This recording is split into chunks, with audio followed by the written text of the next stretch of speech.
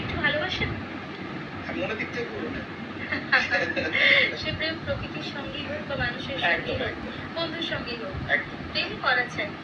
কি মনে হয় এই যে সময়টা আমরা কাটাচ্ছি, এখন যে সময়টাতে আমরা বাস করছি এখন কি মনে হয় যে প্রেমের একটু কমতি আছে? প্রেমটা আছে, এখন তার স্টাইল বা ধরন বদলেছে। গানের প্রতি ভালো লাগা কিন্তু বাঙালির যে মাত্রায় ছিল সেই মাত্রাতেই আছে। অবস্থা এরপর একটা গান শোনাও আমাদের বন্ধুদের।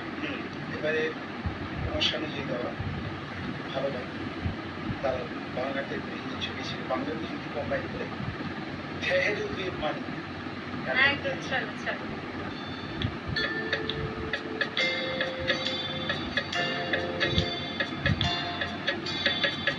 ठहरे हुए पानी में कंकर हमार सावरी, मन में हलचल सी मचे जाए